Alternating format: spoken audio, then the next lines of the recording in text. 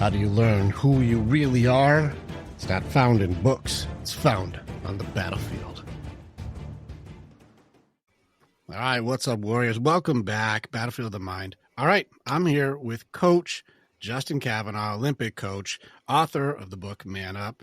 All right, Coach, tell them who you are. Let's go ahead and jump into this thing. I appreciate you having me on. So, yeah, I mean, look, I got my start as with high skin in the game. I learned really early on that, pressure bursts pipes, but it also, figures out really quickly who you are.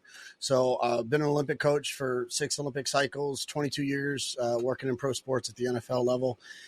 I got forced into it. A lot of people ask me, like, how did you get into it? How did you get working with, all these high level guys? I would say that's the worst place to start, where I ended up, where a lot of people wanted to begin their careers, which is working with pro athletes. And the reason why is when you're testing and you're just getting started, I got started when the lights were on. And what makes me really good as a coach is that I'm very comfortable failing when the lights are off, because we practice, we work hard, we do things that most people aren't willing to do when nobody's watching. But I first got my start because a trainer screwed over a guy who was a friend of mine. He's like, "Hey, Cav, I trust you. You're training me." I'm like, "What do you mean I'm training you?" He goes, "Well, if I could call you at 2 a.m. to throw down and to help me out, I know that I could trust you in my career. So let's go." And I'm like, I better figure this shit out so I don't screw them up. And that's basically when I realized that everything starts at trust in a relationship. So all relationships begin at a level of trust. Anything before that is a way for you to kind of navigate where that relationship is going to begin. So that's kind of how I got my start, fast track to where we are today. Bought and sold a number of companies, been very fortunate to work in pro sports at a high level, just finished Paris Olympic cycle, just finished a great NFL season, and has taken the same strategies and tactics that has helped athletes get on the podium with executives in the boardroom. And that has helped me build high-performance teams and a high-performance environment. And now we run a global marketing company that supports small businesses and experts with 107 on staff globally all around the world. So pretty proud of that. And I think that there's a lot of lessons when there's skin in the game, because you find out really who you are. And I've started that way, and I just don't see myself slowing down in that area. There's a lot, man. It's awesome, too. Way to go. There's a few things I want to point out here, especially like just parallels that I've seen too. The idea that people are doing comparison online and want to start at the top. Man, I just want to be like I want to be there. I want to be there. I want to be there. And they don't understand the journey. They don't understand the trials. They don't understand the reps. What's some of your advice for these guys, like, to maybe humble it back a little bit? Like instead of just going off of comparison, what would your advice be for these guys starting off? Well, I actually think it's okay to compare. But if you dwell on that, you're going to be pretty depressed. I mean, it's just in general, there's always somebody that's better than you. And unless you're the man in the arena, then you're better off being the kingmaker, sitting behind people, helping them become the man in the arena and supporting them. And that's been my role as a coach. I also think that you need to be where your feet are. If you're living behind that, or if you're, trying to always be in your future self and you're not taking advantage of the presence, you're going to be missing out on the steps to get there. Oftentimes people are complaining about their past because they have a victim mentality. But in reality, if they were just present, they would create a better future reality. And that just, like, looking back messes with you. It's not worth your time. It's something to reflect on because it gives you maturity, but oftentimes make the big time where you are. Because if you make where you are the big time, then the opportunity will show up, because naturally people will start to look at you and go, dude, everything about that guy is what I want to be like. He doesn't care if it's the Super Bowl or if it's a Sunday in June. He's showing up like I matter to him, and therefore I trust him more.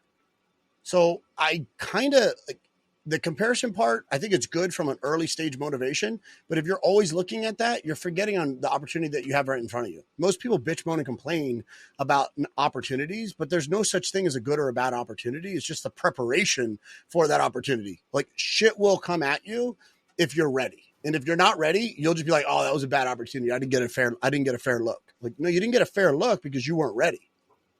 Yeah, a lot of people blame, shame, and judge their own inability to be able to be present in the present. And I see it too. It's oftentimes. And you said, like, well, where's the growth at? It's right now. It's in the choice you make at the moment. Like, you're sitting in the footsteps right now you need to be taking, not worrying about, why am I not like that guy? Why am I not doing as well as him? And how come he's winning and I'm not winning? And they start getting resentful and start blaming everything around them. What I see that happens often is people tend to not live in the moment. And when they don't live in the moment, there's no way that you can make memories because you're just remembering someone else's journey, or you're making a memory that is instilled in you because you lived it. You can't have a memory of yourself if you didn't live it. It's just an education. You're learning about someone's history, or you're making memories, and then the money will come. But if you're forward thinking too much, you're not honest with yourself about your current situation. Missing the moment misses the memories that make it so you get to be what you're trying to be, right? Yeah, that's like the little Dr. Seuss in me when I'm younger. So I kind of just bring that out as a coach. I think it's great. No, it makes sense because a lot of people really are not living in the present, or not living in the present at all. They're so worried about the future, or they're still consumed by a past, and they're missing the current minutes right now. Here's probably something that's never happened to you on a podcast. I have one rule. I have one rule. No matter what, if my mom calls, I pick up. Mom, you there? Tell her I said, hey. I'm in a podcast right now. Would you like to say hi to everybody? Hey, Mama. All right. Can I call you back? All right. Love you. Bye. I don't care if I'm on stage or in a business meeting that's about to do a deal. If I don't have the ability to do that, then I'm not in the right room with the right people. So if this is a lesson for anybody, is I went to college to play college football, and the sacrifices that my family made in order to create that opportunity for me, both financially, but also like logistically, I watched growing up. One of the things that I have the most pride in is watching my parents go from what I would consider, middle, lower class, upper lower class, lower middle class America, and then middle class Americans, to where they now 30 plus years, union workers, mom's a teacher, dad's a firefighter, retired, and just, put in the day-to-day level of respect and accountability and pride for their job when they showed up, to watch us basically live an amazing life. I could confidently tell you I'm a product of being a spoiled brat growing up, because they never made us feel like we didn't have what we needed. Now, going back, reflecting, I don't want my kids to, my son in my life to be the way I was raised in a lot of ways. However, I know that I was very privileged because of the opportunities my parents put me into. So I went off to college, and I didn't talk to my mom from start of football season until I came back for Thanksgiving during a quick week. And I saw the pain on like not being able to talk to her on a regular basis and what they did. And I said, I'm never going to do that again. So it was a wake up call for me, because I'm very close to people, but I don't need to talk to them every day to feel like I'm close to them. Some of my best friends I talk to once a year, and if my phone rang, like, I would be there. However, I just don't have that neediness that a lot of people have. Mm-hmm. And I applied that same concept to the people that matter the most to me, which is my family. And I realized that's a very different relationship. And I didn't respect that they're different. So once I learned that was a big wake up call for me. And I said, I'm going to make sure that the work that I do creates an environment that allows me to control what's important to me. Well, at least have the standard to be able to say, I know my priorities. Sure. Yeah, and I think it's good. I'm going to throw something at you that I teach my guys this, and it seems like you and I will align pretty quick. I teach my guys that a good man has a code. Like, you have a code you live by, and you said, no, this is part of my code. Is my mom calls, I answer. I don't care what it is. I could be skydiving. My mom calls, I answer. Like, and it's one of those things that's part of my code. Or like, here's one of mine. I do what is right, not who is right. There's codes that you have. Core principle for sure. Yeah, these ones that are just sitting right there. Where like, I don't have to double check or question myself on this one. That's part of my code. So let's challenge that statement as a man. If let's say we don't have to have a code. Now you don't have to.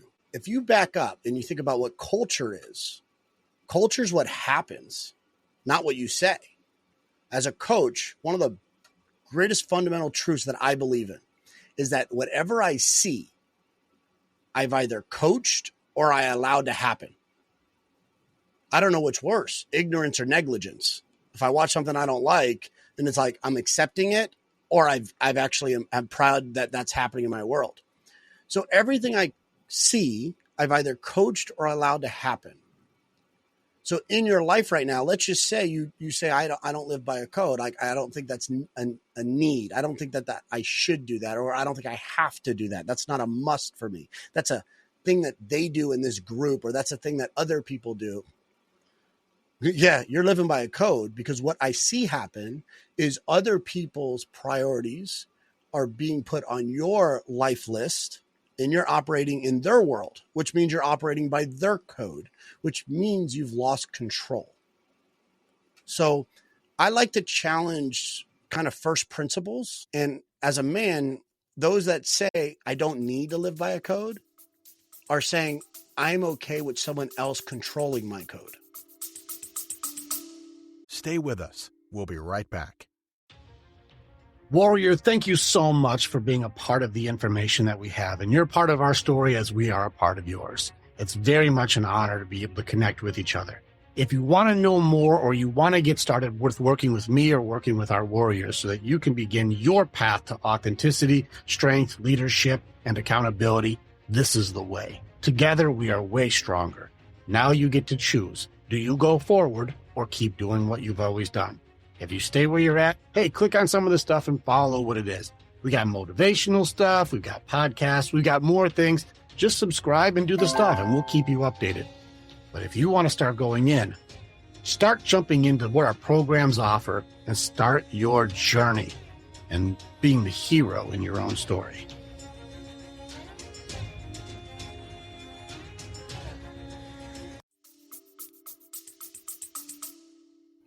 Yeah, it removes the accountability of choice for self, because then you can now live in victimhood and blame, shame, and judgment by saying, well, this stuff keeps happening to me, but it's not my fault. It's not my fault. Well, it's not because of me. It's because they did this or they did that. It's like, well, what were you doing there? And why do you choose to hang out with them? And what were you doing in this situation? And why did you choose to take that? And it's these opportunities for not just like a boundary, but also a standard. Like to say, well, you did choose this whole scenario and you're going to blame others for it. Interesting play. I think what's fascinating is this idea of being a victim is one with this kind of like infinite mindset of time, where they believe that there's not a short time, like it's not going to end right now.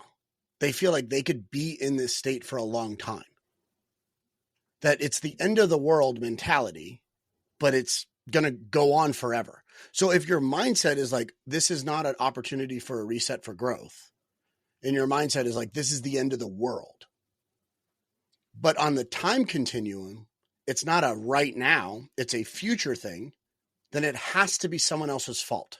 Mm-hmm. And that's where victims sit. Victims sit at the matrix of, it's the end of the world. It's a problem. It's not exciting. This is not my time to reset and grow. And on a time continuum of, it's inevitable. There's infinite time. I'll figure it out when I figure it out. It will eventually happen. Because what happens is you remove accountability, like you said, and then someone else needs to come and serve them. Victims need to be served. Mm-hmm. And as a servant leader, you want to throw somebody a life raft, but you don't want them to just hold on to it. They need to climb.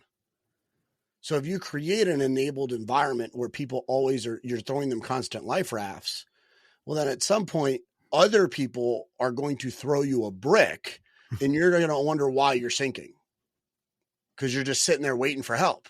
You got to move. These bricks always happen to me. They always get me with the bricks. Why do the bricks always happen to me, Justin? I get all the bricks. Because when someone says that, and if you've ever caught yourself feeling that way, because there's a feeling behind it. If you ever caught yourself feeling that way, there's one thing that's very true, which as a code, I have a obligation as a father to teach my son, and his code that I'm instilling in him are three things. Number one, don't panic, because when you panic, you create a second problem. If there's a problem in front of you, if there's stress, if there's a risk, and you panic, you've now created a second problem. You have to deal with the fact that you're no longer able to focus and channel the energy towards the actual problem. You've created a secondary issue. So number one, don't panic.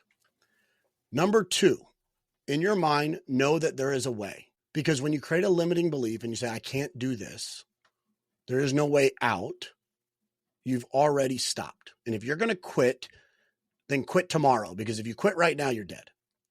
And then number three is move. Because those bricks that you're getting hit with are getting very, very accurate at hitting you because you're in the same spot. A bullseye is a lot easier to hit if it's a stationary target. But the minute you move it around, it's a lot harder to catch. So if you find yourself on a regular basis getting smacked in the head with bricks, it's probably because you're sitting on your butt and you're doing nothing. So that would be like my number one thing to think about is, oh man, if I keep getting hit, why is this stuff happening to me? It's because you're in the same damn spot. And sometimes people are doing a lot of work, but they're not making any progress. It's like living a life on a treadmill.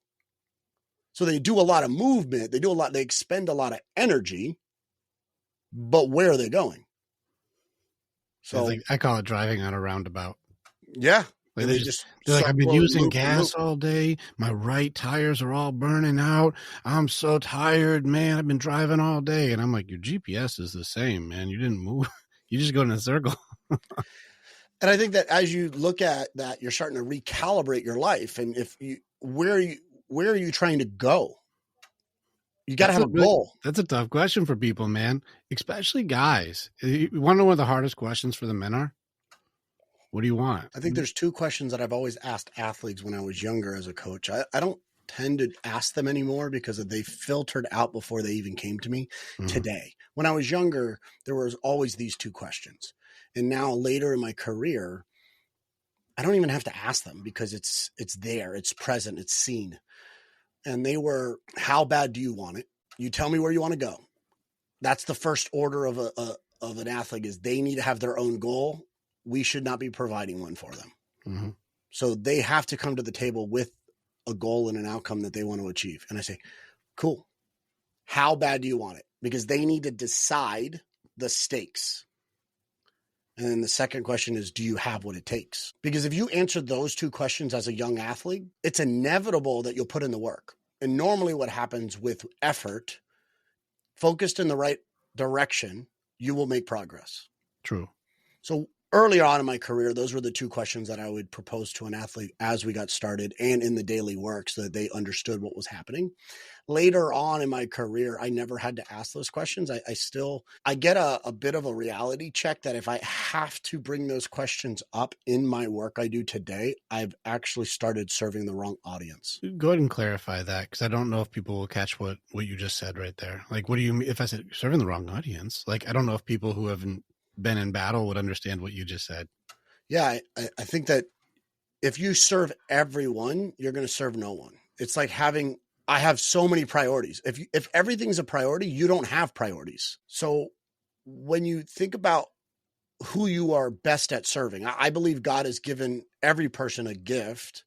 And that gift is about speaking a language that another person understands, whether it be having the same, vernacular or understanding or the right energy, like you immediately connect at a deeper level because he gets me. You can't do that if the work is not aligned. Mm-hmm. I do not show up at my best self serving an audience, a client, an athlete, a coach, a business, if I don't feel that it fundamentally is aligned with two things, values and beliefs. Now, they are never perfectly aligned. And I say never, and I rarely will use the words never and always. But in this situation, values and beliefs are never fully aligned. That would be a very boring life. If my best friends or the people I was around or the clients I work with agreed with everything I said, it becomes a cult. Yeah, you can't challenge the leader on that one. Yeah. Yeah, I want an environment where we want a level of opinion and a level of experience that are brought to the table where your individuality is what makes you somewhat special. But at the crossover between somebody's value and somebody's belief system as they kind of layer, that is the area of agreeableness. It's also the area of less friction, which when you take those two things into consideration and you deal with people at the social level, you're immediately eliminating drama. And if there's a few things that I'm great at cutting out of my life, it's drama. I just don't deal with the bullshit. And that's where I think a lot of people are uncomfortable, because I call it out as quick as possible. And what happens is if I find that you're creating a problem for the sake of being the center of attention to create the problem, or being interested in creating an issue or an environment that is dusty or uncomfortable so that you could sit back and grab popcorn and watch it, I just cut you out. Yeah. Because it's not helping. Well, it's an intent to do harm, because it shows how not okay they are. You hit on a really good point, which is it shows how not okay they are. Mm-hmm. Happy people don't do that. When you're not satisfied with the current state of your own life, you need to bring people down to where it's a little comfortable, because it's really uncomfortable going in an environment that is which and you inspire to be in, but you're not prepared to be in. Mm-hmm. So it makes people uncomfortable. And when you make somebody uncomfortable, they say things to bring it right back down to the comfort level. Yeah. Try to knock you down so that way we can connect. It's actually a really sad thing to watch. I talk about this. It's more prevalent in the women's group than the men's group. When I watch people try to connect through those unhealthy, like a judgmental demolition or reputation demolition for connection. And that gets into like, I need to knock people down and like connect through hate or negativity or gossip or rumor or, shaming or put people down like in any way. And that's like why we're friends. And so like an unhealthy connector would be like, hey, Justin, man, you see that guy over there? Guys, his shoes are stupid, man. You see that? And you're like, why'd you just come over here talking about that guy's shoes? You're like, aren't they stupid though? Let's connect through us agreeing that guy's stuff is stupid. And you're like, you're trying to connect with me on what? Hate? You're trying to connect with me on what? Dislike? On judgment? On ridicule? On making fun of somebody? That's where you want us to connect with each other on? Interesting. Well, what's fascinating is that the deep-rooted belief that is the fastest way to connect is the problem. It's like They feel like this is the easiest way to connect. So therefore that's where they go. In most cases it is, because most people are unhealthy in here, like in their heart and their spirit, they're unhealthy. And so like they may be strong. They may come in and they're like, I'm jacked or I'm fast. And you're like, that's true. You have a natural ability, but are you healthy here? And a lot of times you'll see somebody who may be like, mentally focused and physically strong, but emotionally and spiritually very weak. And so they're still going to try and connect through a negativity instead of something that's positive. And it just shows the weak spots for people. It's not necessarily negative, but in a healthy environment, it would be like, you do know you don't have to bring hate to the table to be liked. You know that, right? What's cool is when the people closest to you call you out. Mm-hmm. Like, hey, man, like that's not cool. Well, what's not cool about it? And then they start explaining. And normally people that get it don't have to have that explained to them multiple times. They kind of self-regulate. Yeah. Or they won't come at you like that. That's a strong leader, by the way. And I think that what you're doing is very healthy to go like, you just put that guy down over there, man. Why'd you do that? That messes people up, by the way, when you're just like, I noticed you just started tearing that guy down, like to come and talk to me. Why are you focused on tearing people down right now when we're trying to build you up? That's because they don't have their own vision. They're sitting in the stands watching other people build their life in their buildings. And they're basically in a situation where they're like, well, shit, I'm not making progress fast enough. So I have to kind of like, I got to kick his box a little bit. Yeah. I think they call it the tallest poppy syndrome is what they call that. They have to knock somebody down because they're growing too fast. And instead of me growing with you, I'm just going to knock you down so I don't have to grow. Stay with us. We'll be right back. I'm David Coe, CEO of Calm, a proud dad and the son of Korean immigrants. Each week during Mental Health Awareness Month, I sit down with leaders, artists, and changemakers to talk about the habits, boundaries, and personal practices that help them stay at the top of their game while prioritizing mental health. Let's recognize, reflect, and recharge together.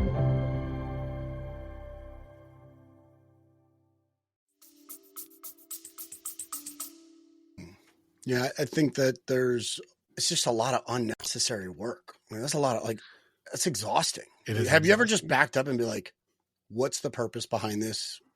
Is I this do all healthy? the time. Okay. The world needs to. It's a waste of time. Yeah, using a lot of energy you could have used on growing to try to help somebody else not. That's really interesting time management. Completely agree. Yeah, it's very fun to watch, man. But you're playing at a high level, so I see you there where it's like it's got to be difficult to watch. Like, hey, I play at this level, and if somebody's trying to get in, I want to respect your boundaries there. Like you say, I got boundaries on this. If you're coming in like this, we don't do that here. Like, I don't think bring your it's drama. easier. I think it's easier because you're your own gatekeeper. Mm-hmm.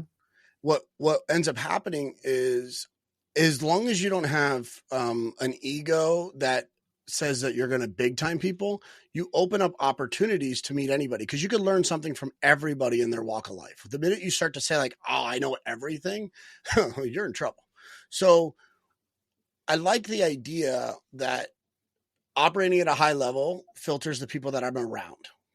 I don't like the idea that I can't let anybody in my circle because I'm operating at such a high level, because I've lost out on very valuable lessons. So never big timing somebody is really important to me. It's the LT story that I had growing up with my dad. So I played football in middle school, and my dad's picking me up, and we're going to get gas. Jumped out of the truck, and I still got my cleats on. I still got my my pads on. I think I'm wearing just like an undershirt or shirtless, and my helmet and shoulder pads are in the back of the truck. And I'm going to fill up the truck, and I'm like, that's LT. And my dad's like, yeah, that's LT. Lawrence Taylor's like one of the greatest linebackers there was. The guy would just rip your head off. And I love that about him. That was kind of how I got a little bit of tenacity playing when I was younger. And I remember, I'll never forget this moment. I remember it's like, hey, LT. And he looked at me and he kind of gritted his teeth. He fried eggs with his lips. He's like this, And he kind of grinned. He looked at me and was like, what the fuck you want, kid? And I'm like, oh, all right. Now, I didn't get shocked. I didn't like it. I was kind of around a lot of environments like that. So I wasn't really like, oh my God, and kind of crawled down. But I just kind of like did one of those looks, filled up the rest of the gas, got in the truck with my dad. And he goes, don't let what you see about him in his other part of his life look down upon what he's actually performed on the field.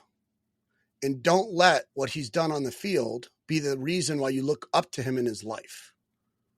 And I'm like, all right, that woke me up, because there was a moment where there was people that I really liked as athletes. And I was like, I wanted to be like them, but you didn't have a really close relationship with them. So you didn't know them. You just knew what their performance was. So then I started to try to find athletes that embodied both great performances, but also like subtleties off the sideline at the end of the plays. So I started to watch after the play what they were doing.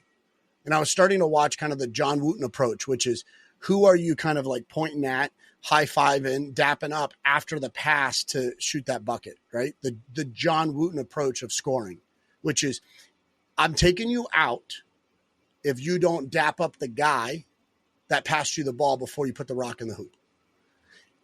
And then I would start to analyze games and sporting environments where the behaviors after the play were ones in which I wanted to embody. And that was a very interesting skill that I picked up at a young age, because then as a coach recruiting athletes, it was the easiest character test. It was like, this kid was a baller, he did this play, and then you see him on the sidelines being a jackhat. And you're like, oh, fuck that kid. I ain't going to help him out. And then you see these other kids that make a great play, and they kind of like, hey, that block right there just sealed it. That's why that running back just took off, and he comes right back, and he looks at that guard that literally just sacrificed his body, runs right back to him and says, hey, man, spike this for me. And then you're like, all right, that running back gets it. And then that lineman that doesn't ever get credit, he's over there like, I don't need to be the center of attention. My guy that I'm doing this for recognizes me. Because what you'll find is the people that care about you the most, that you care about the most, are the ones that should be recognizing you, not the people that don't even know you. So I always welcome new people into my world, My wife doesn't. She has a way stronger filtering mechanism because she thinks it's an absolute waste of my time. She's like, hey, don't play that game. That game is not healthy for you, and you're going to get burned. And I think I'm Mr. Tough Guy. I'm like, I'm going to do what's right. I'm going to be okay. And every time she's right, it pisses me off. But I keep going back. I mean, I'm a glutton for punishment on some of those areas. She'll look right at me and she's like, you deserve your pain. You chose that after you knew it. These are the same patterns. But as men, we think we know best. So I always have to challenge that. But I do realize that there's limits to it. And I think that the two things that I found to be fundamentally true is the overlapping concept of beliefs and values. And that's your zone of agreeableness. I like that LT story. And I think it's your dad hit you some solid wisdom there. I like that. And testing authenticity and truth, this is such a thing I think today is needing, especially strong male leaders, to be able to say, like, hey, are we going to tell the truth here or what? Like, can we be honest with each other or what? Like, what's the other alternative? What's the other game? We live lies. We're fake. We're fraudulent. We're inauthentic. We're users. We hurt people. Like, we're greedy. We're selfish. Like, what's the other alternative here? Because we can go ahead and be honest and truthful and humble with each other and build each other up.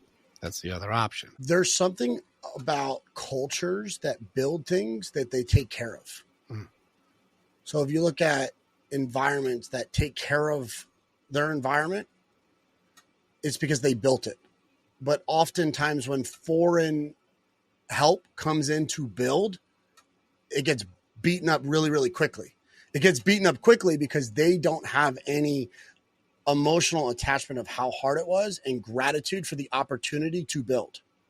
Whereas if you look at, in Japan, everything's clean. In Japan, the buildings have very good care. The plumbing is amazing. The electricity is incredible. Why?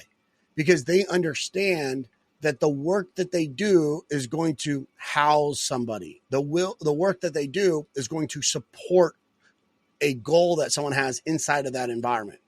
It is a representation and pride that they have to deliver high quality work. And therefore, the environment always stays clean. When you build a team, the fish are not sick, the environment is dirty. So I tell this all the time, like, water is what's going to control the health and safety of the fish. So if you come in and you say, hey, you know what, the fish are always sick in my fish tank. Well, like, no, the water's dirty, buddy. And you have to clean the actual tank. And then also, if you drop a shark into a small fish tank and there's a bunch of Finding Nemos running around, that Nemo's going to die because it's going to have a high level of stress and that shark's not going to grow. So number one, have pride in what you build so that you end up taking care of it. Don't have somebody else come and build it for you because you'll never actually value it. And then if you feel like there's always sickness going on, it's probably the environment, not the person. These are good advices, man, especially for communities and cultures like you're talking about. I don't think people are looking at the accountability that you're putting on the table right now, but it's necessary. It's needed. And I think it's good. I like this, the character traits, the humility, the appreciation, skin in the game. It's a very necessary thing, the skin in the game thing. I saw you say it was like the first thing you said. Like, people don't understand you have to be invested in this and put in the hard work and actually push past what it is that you're used to doing.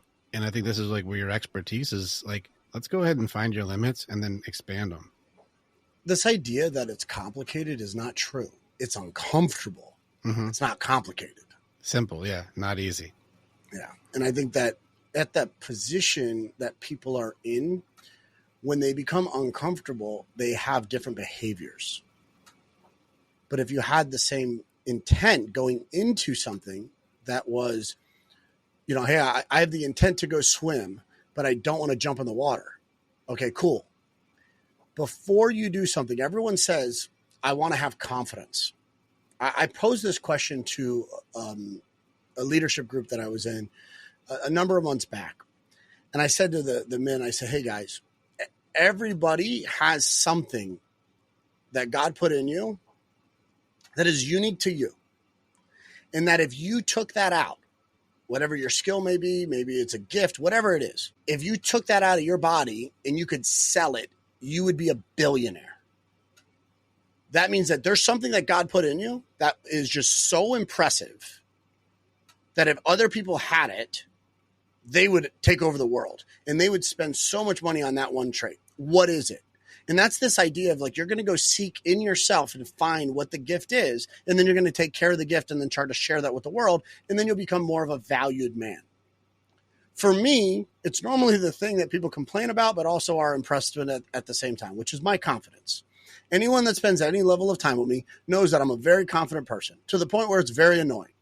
And this level of delusion that I have, that I can accomplish something, and I don't have to be limited to what other people confines as like their box, is what's making me successful in the past, and it's probably what's going to make me successful in the future. What is the trait that you have in your confidence that helps your? Because I'm sensing a high competency vibe off of you. Like, I work hard to get good at this, and my work hard to get good at it makes me feel very confident in what I am doing. And so, what element of competency would you say you've put the most time into to master for this confidence? Yeah, so I think the first step is when people ask for me to help them with their confidence, is understanding it's not a confidence problem. It's a courage problem. They haven't taken the first step. Confidence is a lagging indicator. It's at the climbing the mountain, looking back and saying, look at all of the things that I've done. Therefore, my experience in history has proven that I'm going to be able to get a predictable outcome.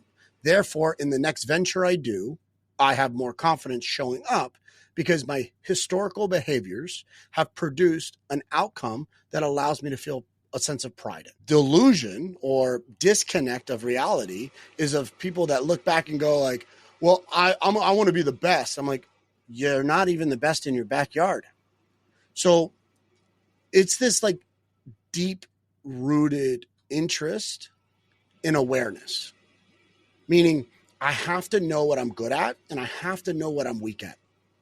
And if I learn to stay in my lane and I go deep into my lane, see, I don't do superficial really well. So when I get deep, at the top of the, you look at these iceberg models and this idea like above the water, that's the result. That's what everybody wants, but that's everybody. Everybody comes to you because you're the best at doing something. There's an outcome-based environment. When you go below the surface, it's a level of resiliency. It's building a stronger person. But when you go deeper than that, what makes connection happen is a relationship. Because now there's a relationship with the human and there's a relationship with that goal. And now as a coach, you could help them facilitate to their goals a lot easier. So I like to go deep with it. Now, the thing is when you start to get to the point where you're mastering something. See, I was known for many years as the speed king. I work with the fastest athletes in the world, whether it be in speed and sport like football or track and field. If there's a game that requires people to move fast, I was known for it. So my competency at the technical level, I went really, really, I could break down my coach's eye. I could see what's going on. I could see what's wrong and then fix it. And that's in one area. So what happened is that I know what's needed to develop mastery at one level in a vertical. So when I start having conversations in different disciplines, industries, or different kind of trains of thought, if the conversation doesn't go down a deeper path, I could know it because I've been down that deep path before. So you could filter out people that speak shallow about a topic, even if you're not aware of it, because you know the complexity of the work is brought up to the top in clarity. So if you start becoming very clear with the way that you coach and communicate, then you know that normally there's been a lot of work done in that area to filter out all of the headache to prove with a sense of pride and ego how smart you are. My background's in biology with a concentration in neuroscience. Did I start the conversation with that? No, I said have courage over confidence. You should be able to figure that out. It's not that difficult. Now, if I sit here and I started talking about the neurotransmitters that are affected in your brain and the activity that happens to, regulate dopamine and talk about how how to downregulate to get in a state of flow, to make decisions so that your pupils open up and then you can understand depth. I'm like, who gives a shit? No one gives a shit. What is the outcome? What are the inputs? Build a better process to give you the output that you want. So most people present because they want to say, look at me. And I'm there too. I still do that because if I don't do that, then no one's going to listen.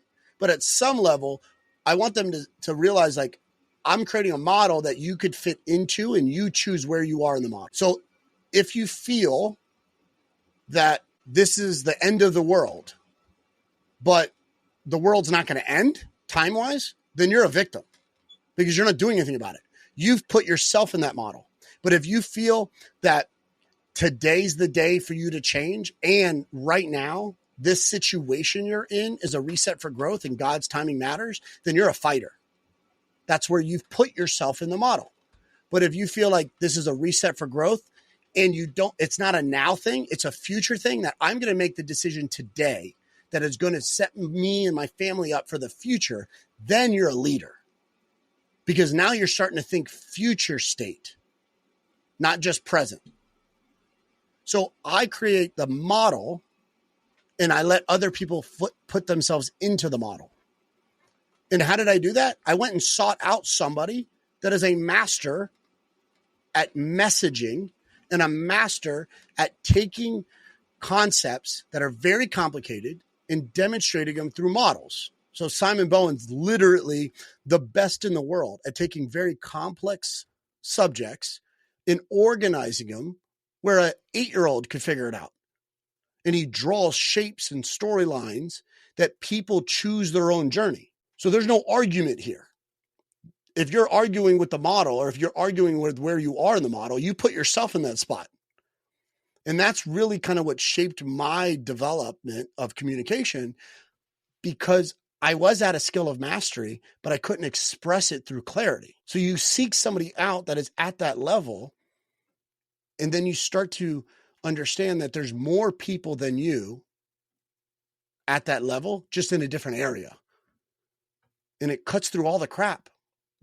There's a lot of people that are sharing circles and triangles and graphs and infographics on the internet. But there's only one Simon Bowen teaching a model. So go to the root source of the best in the world, and it will collapse time in your life. And that's what I do with most things, is I try to find people that are the best at it with like the root of the information, and then collapse my development from a time standpoint so I could fast track it. And most people can't filter through the bullshit because pioneers don't get paid. If you pioneer an industry, you normally don't get paid. It's the second wave that jumps on the trend that ends up getting paid. And then that popularity creates a trend. And then other people that live on the surface superficially figure out a way to monetize it better than the expert at the person that pioneered it. It's a lot of pieces that you just covered really quick there. Everything to break down confidence on this one and the belief systems you had. I'm just going to go through my list here and just show you how your the Justin Kavanaugh rant just went, because it's pretty powerful stuff here. You got to have courage to do scary things. You have to go forward even when people don't want to. Raise your competency by just putting in the work, and you have to be building yourself up. This gives you certainty because you've seen the past results, because you've done the work, and you know how this is most likely going to go. Also, certainty is probably not going to kill you. So that's good to know, because it didn't kill you before, and I'm stronger than I used to be. I got this.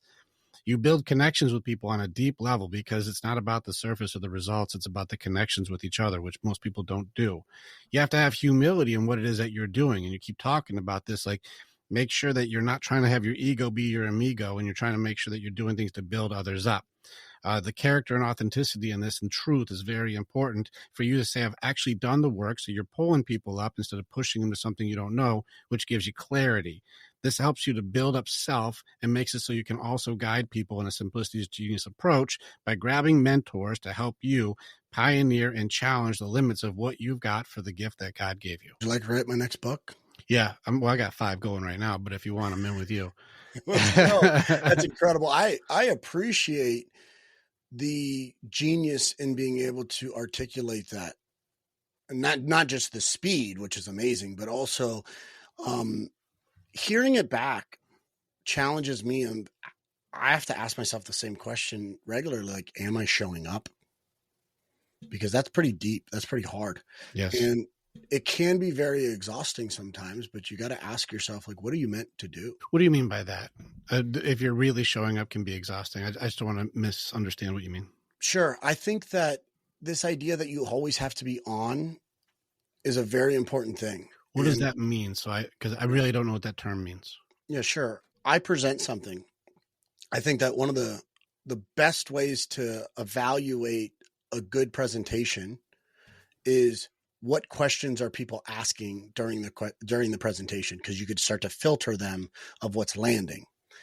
But the best way to validate if it's the right fit is at the end of a presentation, the people that are closest to you still want to be along for the ride because of how you show up on stage and how you show up in life. For instance, if I'm talking about a performance podcast on how I talk about training, or if I'm on stage presenting my strategy for coaching an athlete at a high level, but I have athletes that are in the audience that hear it and they're thinking to themselves, like, we don't do any of that. Like, you're over here presenting, but we don't do any of that. I've lost all trust in them. If I'm on stage talking about team building and leadership and holding high standards, and I have 107 people that say, coach, I know that you're the CEO of the company that I work for, but you're not my leader. That's not how we operate. There's a disconnect, and they will self-select them out of the environment because the leader is delusional, basically. Fraudulent. Right? And my thought process is the best way to validate. Like, if my mom jumped on this podcast, she would basically call BS on a lot of the storylines, because the viewpoint that she has is like, well, you were a little different. They're a little different, because she's looking at the nuances. But in the big picture, she's going to hug me and love me and be like, yeah, I get it. And I think that's what should happen. I think you should bring on moms and wives post-man podcast to be like, is that how they show up? I have my girl on all the time for that shit. That's amazing. Yeah.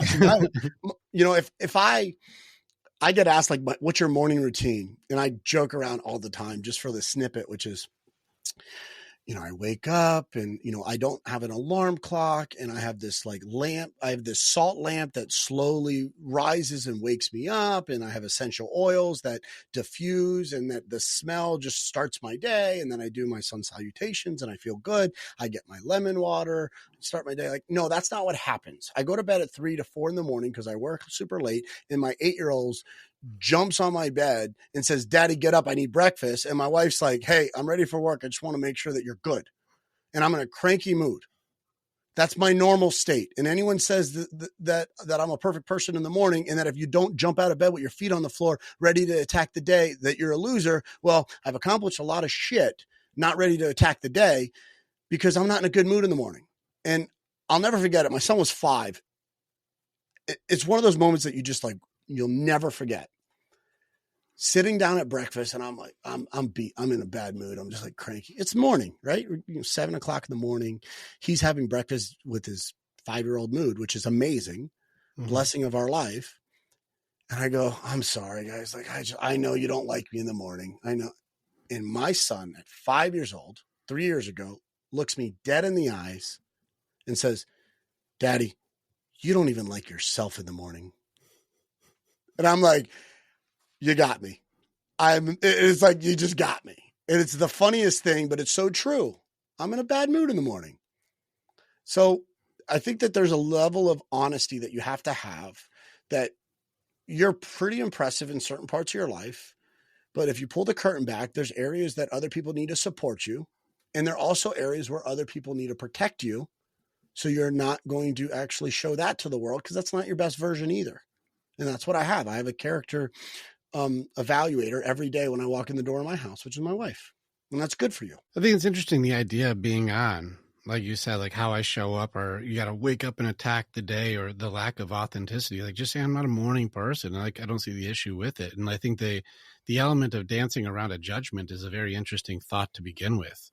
Is if someone's like, oh, you on all the time? You always like this? It's no, I'm tired sometimes, but I'm still me. And this is where I really work hard to go, I have people come to my house and I do deep work therapy. I do hard work.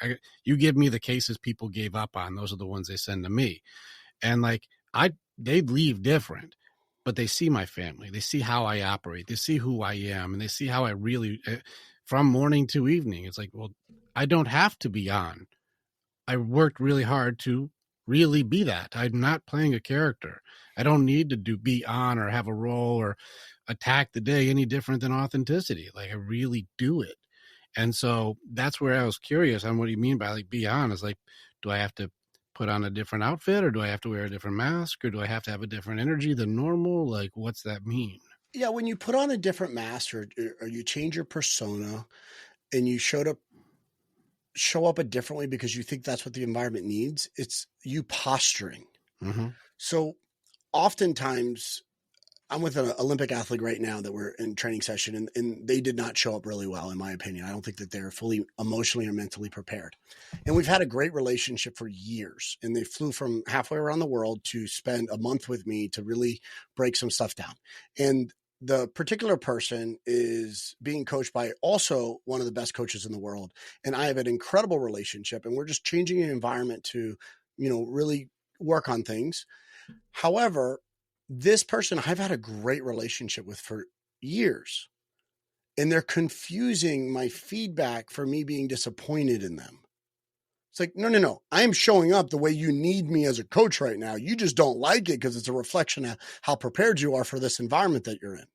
But it has no bearing on how I'm going to feel about the rest of my day. I'm just showing up for you right now, what you need. And I'm good. I'm not upset because I'm being loud, or I'm not upset because I'm intense. I'm focused where my feet are. I am the most selfish coach in the world. If you're in front of me, I'm going to be here, which means I'm going to work on you, which is the definition of me focused and being selfish. If you're asking me about another client, if you're asking me about another athlete, I don't care, because they're not in front of me. They did not do what was needed in order to be in front of me. If they did put their trust in me, different conversation. But I'm not going to waste my time and effort thinking about how they do it. But also, don't confuse why I'm showing up the way I'm showing up. I'm showing up because that's what's needed in this environment. And my abilities swing from this type of a market all the way to this type of a market. I can't walk into a business meeting, even though I do believe that if I teach my business to operate like a sports team, but if I walked into halftime and I started yelling at my team in a board meeting, I probably lose all my web developers. Like my marketing team could probably take it because they're used to my personality, but our developers and our customer service, probably not. So you have to understand, as a leader, part of your job is to be adaptable to the situation. That's maturity. If you're expecting everybody to adapt to you, that's being ridiculous.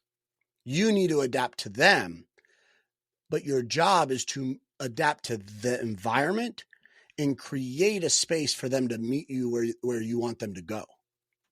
I don't expect my web developers to be like headphones on, locked in, and just be like a maniac and ripping through things all the time for 9 hours. I expect them to potentially work in blocks and sprint through some things. And then some of them go home and they'll do like an 18-hour day straight, no coffee, no nothing, just like lasered in and knocking some stuff out. And it's unbelievable. But if you did that for 2-3 weeks straight, you're burnt out. That's not healthy, which means it's the same thing as a leader. You can't show up to those environments and expect that same thing. So this idea of being on is I'm on all the time, just not in the same way. That makes more sense. And that's why I wanted clarity on. I appreciate you for that very much. And I think as leaders, there's an adaptability. That's where I go too. So I'm really happy that we align very much. And like, if you're leading, right, you have to be adaptable. And like, I work in the psych world, so different personalities require different conversations. Like you and I could speak Spartan to each other and there's no hard feelings because that's a regular conversation for us. But if like, I've got other personality types that they do not need you to go hard at all. It's unnecessary. It's also not helpful. It's not helpful. They don't need that. It's not a requirement. Yeah. But I'm still me telling you the same information. I just don't have to be like, I don't have to speak at a certain level. Like there's the challenger types. I know that you've got that challenger element of you. Like fuck is a term of endearment for them. Like, dude, fuck yeah, bro, you're the fucking man. And they're like, yeah, that's like a term of endearment. That's like, yeah, that makes me feel like I can trust you more. But there's other personalities that are like, that's, you probably shouldn't say those words. It's like, all right, I'll still say them, but I'm going to, be tactical with it, how I use them with you. Like, it's those kinds of things where I don't need to go as aggressive on certain people. Yeah. You just have to be able to read the room. I think fundamentally you need to have, self-awareness. You need to have, social awareness, and then you need to have situational awareness. You got to be able to like know thyself, know the environment, and then know the situation and dynamic of how to handle it. If you don't, you're going to say the awkward shit. In the sporting world, it's a locker room mentality. Don't be that guy. It's the first one I think that people need to spend the most time on. If you don't spend the time on self-awareness, then what happens is people will start to self-select people that accept the environment is kind of going with the wind. You will just swing to different places if you don't have a high level of self-awareness. Lack of self-awareness not only is just negativity and immaturity, but are the easiest people to actually use and abuse. Yeah, they stand for nothing. They'll fall for anything. And these are the people that have the most trauma, and they don't know why. Yeah. It goes back to the very beginning, that victim mentality thing we talked about, the being reactive and not responsive, the people who like, I don't have a code, I don't have a standard. And so like, whatever you tell me, that's what I'll do. And it's a really difficult place if you don't try to know thyself to try to navigate. Like, well, what is my gift, and what is my who's my authentic self, and why is it difficult if you ask me a me question if I can't answer it? I'm like, well, because you're probably not being honest with yourself. That's why your fraudulent version of you, the version of you you've created to be the best or the badass or the ego or whatever you created doesn't have an authentic answer. Probably because, well, you're lying to yourself because you don't have a code, you don't have a standard, you don't know yourself. In the world of sports, people ask like, what's the difference between amateurs and pros? And the biggest way that I could explain that to average people or people that are not in sport is a pro is somebody that first is they have passion. They're super excited about something. They show up every day with this idea of like, this is what energizes me. The R is for resiliency. It's like on this way towards this passion, the goal that I have this relentless pursuit. And I have to be resilient because there's going to be some speed bumps along the way. It's inevitable. Because if it was easy, the reward wouldn't be that great and everybody would do it. And then the O in pro is ownership. No one's going to do the work for you. And if you want the reward of the outcome, then you have to own the work going in. So that's the definition of pro at the most simplest terms for me.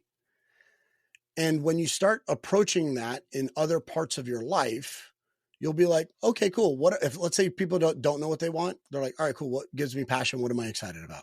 Ooh, nothing. Okay, we'll start moving. Because writer blocks happen when you're not doing anything. But if you live through the world and you start to move around, you start to have other experiences. That's why coaching and analogies is easy. That's why telling stories of experiences that you went on is easy. But making shit up in your head and living in la la land is hard sometimes because you don't move anywhere. But you start moving around, you start taking this into the executive leadership world. You start taking this into the small business and entrepreneurship world. And you're like, I want to be a pro. Okay, cool. Are you excited about the work that you do? Do you have a passion for it? What pisses you off? What makes you excited? Mm-hmm. And then the resiliency is like, can I handle when things don't go well? And then am I accountable by taking ownership of the work? I know that Jocko Willink talks about like discipline equals freedom, but focus creates discipline. So you can't have discipline without focus. So I challenge people by asking them, are you a focus leader? But then you have to have a target to be focused on, to be able to have discipline to get. And then you have to have a reason why that's important to you before you even want to have the thing to do. There's this whole rabbit hole we can go down to. It gets to like, why do you want that? And it gets into Alice in Wonderland's a great story. Yeah, we can rabbit hole the shit out of it. But getting to the core of know thyself is very important. I noticed you did the analogy here, and you talked about the book element, of people being able to do the journey and story. But you did the pro analogy. I want to get into the balls analogy. I want to talk about like you have a book, Man Up, and I have a men's organization. And it's growing very fast. I'd love you to like just kind of hit me with the man stuff. Like go like, guys, this is the balls thing, and this is the man up element. And I'd love to hear the coach version of like this is the thing that guys need today from your point of view. Absolutely. So this book came out of a challenge from one of my good friends and mentors, Ken Kanakin. I wanted to speak on stage at one of the most prestigious conferences in the world in human performance, which he runs, which is called the Swiss Symposium. And he says, I'm not giving you a big stage unless you write your book. You've had about 10 books in you that I've seen that you've kind of gone and passed. And until you write it and publish it, it doesn't matter because you're not going to be the dirty little secret. There's a difference between being somebody's secret weapon and a dirty little secret. A dirty little secret is something that people don't talk about. A secret weapon is someone says, hey, I got an ace up my sleeve, and they know it's you. So I was the dirty little secret because nobody was talking about me because I wasn't talking about myself. And lately, decade later, I'm a little bit more of, the secret weapon behind a lot of these athletes and entrepreneurs because of the mindset that we bring into it. So he challenged me. And then I had an accountability partner, right? Dr. Eric Serrano was like, hey, get your shit together, And I was like, oh, crap. All right. So I'm in Barcelona, Spain with my wife, and I'm traveling on a train from the city to kind of the countryside. And I'm writing this on this long train ride, which is probably a few hours long. And I'm just kind of going through the thoughts, and it was really cool. And then we sit down at a restaurant, and the waiter was there speaking in Catalan, not even in Spanish, which I could understand. Damn, I thought I was going to go to Spain and talk in Spanish because it was my first language. But no, I'm going to go to Spain and go to a small area where they speak a different language. And now I'm confused. So, but the guy looked at me, hey, you have no huevos. He's like, you have no balls. And I'm like, all right, you called me out. Or you call. I got to step up, right? It's not like it's going to harm me. So it's just a matter of am I going to have the embarrassment because I don't have the skill? People are embarrassed because they don't possess skills. But if you possess skills, you normally don't show up embarrassed. So I'm like, all right, I could do this. So I showed up, and that's where the acronym BALLS came from. So Man Up is this idea of grow some balls. B's for balance. And balance, in my view, is about strategic priorities. Because if you're 50-50 and balanced in your life, it is very hard for you to achieve anything. But if you don't do the necessary things that you have to do to create the opportunity for do the things that you want to do, then you're living your life out of balance. For instance, for student athletes, they have to go to school, meet a certain criteria so they get an opportunity to play sports. And if sports is the thing that you enjoy, then you got to do your requirements first. You don't get to think outside of the box until you know what's in the box for business. So balance is about prioritizing the things that matter to you first. A is for accountability. Nobody's going to do it for you. And if you're always making excuses, you're deflecting responsibility to somebody else. And if you want to be the one that's on the field, then you need to be the one that takes accountability when the eye in the sky doesn't lie. Because game film, when you look at it, will tell you exactly what happened, not what you perceive to have happened at that moment. We are living a world in our mind that is delayed from reality. So when I reflect on that and watch the film, it is going to give me a more honest review of what took place. In my mind's eye, I felt it differently, and I don't remember it exactly what happened. So I watched something to hold myself accountable. You need to do the work. No one's doing it for you. The first L is for lust. Man, you're young, you're hungry, you're excited. You're going to work a little harder when you're on the track and there's a girl in the stands that's not that, ugly. You're going to move a little faster if you're a high school kid running around doing your things when there's other eyeballs on you. You're lusting, you're motivating after what you want to accomplish. So it's that thing that gets you started. Love is the deep-rooted desire to be more. It's understanding that you're meant for more and this is who you are. It's also what keeps you grounded. And then S is for sacrifice.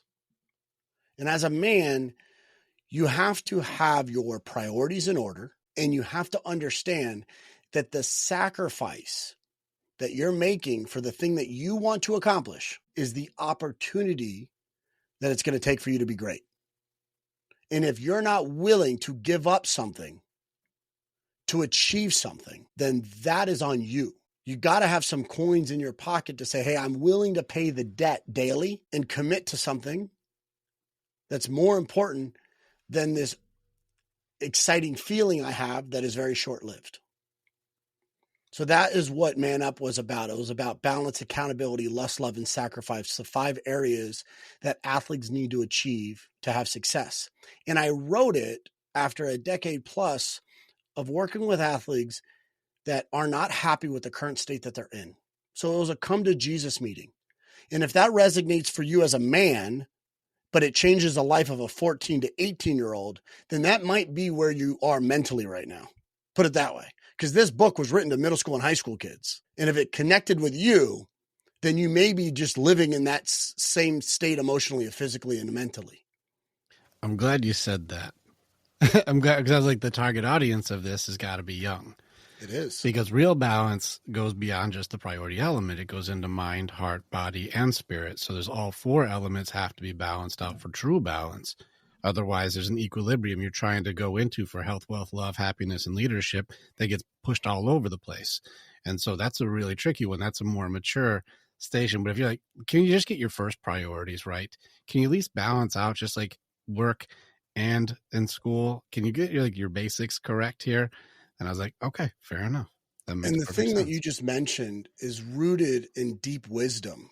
Mm-hmm. And that's partly because of the age, but it's also based upon the experience. And it's also based upon deep reflection on your own life, because you can't see that if you haven't been through it. Correct. And this is the gap that most people have when they're on stage and they're presenting, but it's not their true self. Mm-hmm. It's they're saying something and it's very shallow. The depth to that statement is rooted in experience and wisdom. You can tell the difference when you climb those mountains and you see somebody talking about the top when you're sitting there and going, I've never seen you there. You're explaining it. And I'm sitting there and you're talking about it very differently than it is. And you see it loudly when you watch those guys do it, right? Well, I think what's fascinating too is when you climb that first mountain, people don't want you to move from there because they watched you climb it a little bit. Mm-hmm. And that's where they could see you. But when you go away, people are like, oh, he's not at the top anymore. No, he's going through the valley of despair because he's trying to climb the next mountain. There's a whole bunch of mountains over there. You guys don't see them yet, though. Exactly. So they're like, no, stay there. That's comfort zone for me. You could be my guy, but you want to move past that. So you need to have people past that. And I've had athletes that are younger than me, much younger than me. And I've had athletes that have changed my life because of their perspective is a lot more mature. Mm-hmm. And I say that about a lot of people. I mean, Landon Collins, one of the greatest athletes I've ever worked with and an incredible ball player. But there were some reality check moments in me working with him that he looked at me and goes, Cav, that seems like an issue that you need to work through. That ain't work. That's not an issue that I have. Mm-hmm. You're not doing that because it's an issue that you need to work on. And I'm like, oh, damn, that one hurt. Like the 5-year-old getting you. He's like, you look like you in the morning, Dad. Yeah. And it's like, that one hurt. And it hurt because it was right. It was true.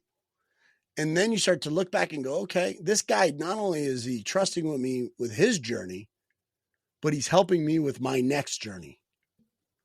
And I'm like, dude, I got your back forever. You act like that because that means you're caring about not just what I could do for you, but you're caring about who is doing that and making sure they're doing it for the right reasons. I'm like, I got your back forever, man. You call me, I got you. Well, even that thing with the guys who are pushing you to even write the book, I think people they miss the element of what that means. Like, why are these guys like, dude, you gotta get your balls and you gotta do this thing and you gotta stop bullshitting and stop, dude, get your fucking book right and then I'll do this thing. And I was like, man, these guys are all hard on you. I was like, no, I don't think you guys understand. That's what men do when they believe in you. If they didn't see that, they would be okay with me not putting it out. Mm-hmm. But if they felt like, hey, you got a story that's going to be told only to the people that you interact with, you've lost the ability to impact people beyond your proximity. Yeah. And we know as leaders, proximity's power. You want to get better, you got to be in the room of people that are better than you. So if you're not talking with people in a community that are aspiring to be great, then you are slowly diminishing your opportunities for greatness. So what I would say to that is you are not stepping into your full self. Every man wants to find their limit. And if your excuses are greater than the opportunities that you have, then you're not taking true accountability. True. It's good too. And you also, have you ever heard the story of like the eagles and the chickens? You ever heard that? It was an old African proverb. Fire away. I don't. Oh man. So yeah, it's a cool one. I heard this years ago, but it's a concept of there was a earthquake and an eagle egg rolls down the mountain and rolls down near a road. And farmers walking by finds this egg on the side of the road and grabs the egg and takes it and puts it in his farm. Now the egg hatches. He's inside this chicken coop with all the chickens. And so inside is an eagle. It's an eagle inside this egg, but it's grows up with the chickens. And so it just does what all the chickens do. It never knew anything other than the chickens. And so it just clucks around and eats off the ground, eating worms and chicken feed and flutters around and never really tries to do anything different. It gets made fun of because his wingspan is all weird. And he'll like see something in the back. You can't see that shit. That's not real. He's like, I'm pretty sure. Like, no, you're a fucking freak, dude. You're a weirdo. And he gets made fun of and gets put down. He just keeps his beak to the ground because he's just kind of embarrassed of who he is because he's different than everybody else, and just make fun of him. He just goes through his life like this, and one day you see an eagle flying over top, and he's like, whoa, what is that thing? And one of the other chickens is like, that's an eagle, man. That's king of the skies, man. There ain't nothing better than an eagle. That's the best. That's the coolest thing ever, man. But you don't have to worry about that, man, because you're just a chicken. He's like, oh shit, that'd be cool though. All right.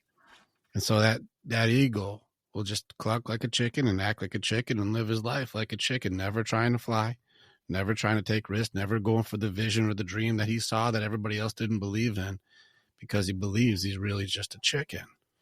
And it's one of those things whenever I train people, like, you're a fucking eagle. Look at the wingspan on you, man. Why are you acting like a chicken? I'm like, you got a vision that's in there and you didn't go for your vision. Why? Well, because other people didn't believe it. And I'm like, you have a vision that they can't see because they're not eagles.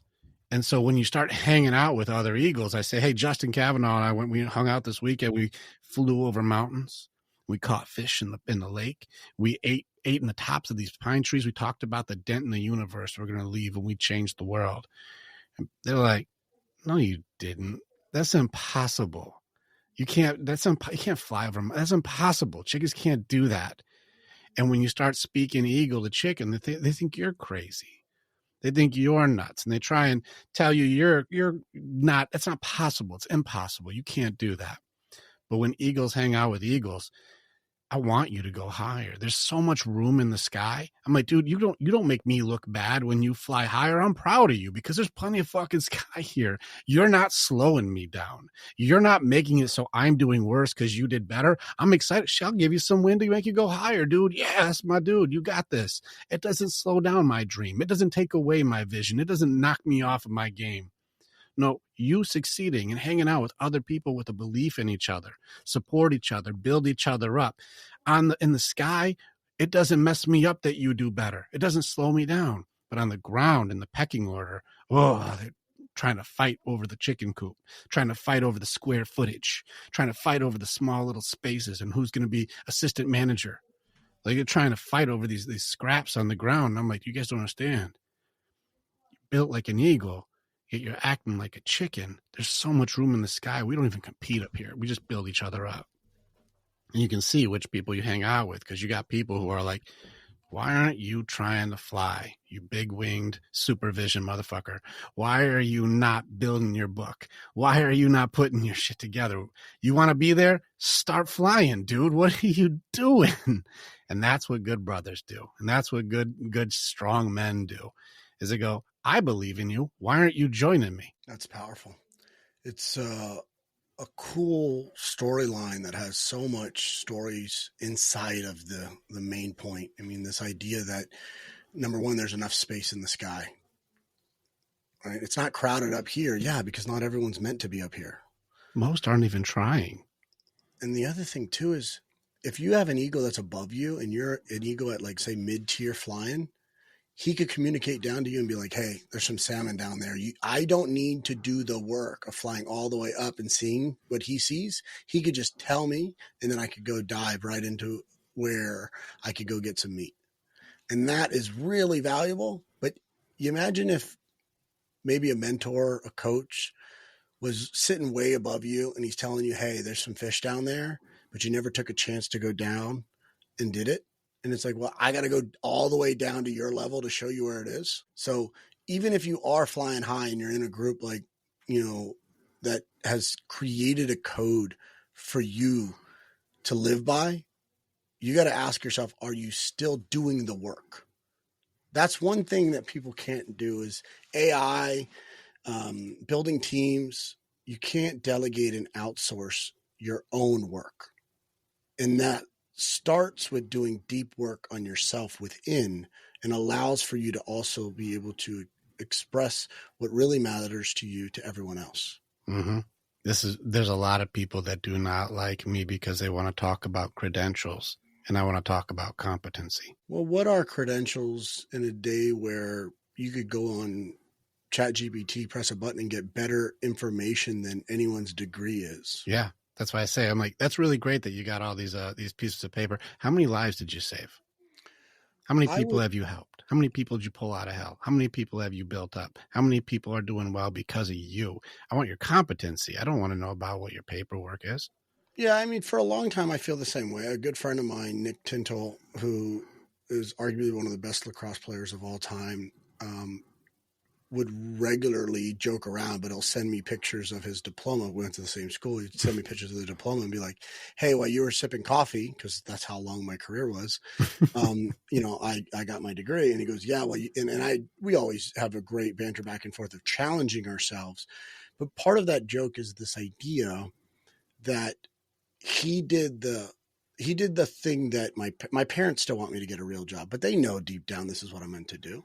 So part of it is a little bit of a joke, but then part of it is also, well, they're educators. That matters to them, because an old way of thinking is when you have to kind of go through the system. I would say the system is not set up for people to really be their full self. No, it's the chicken coop. It's the pecking order.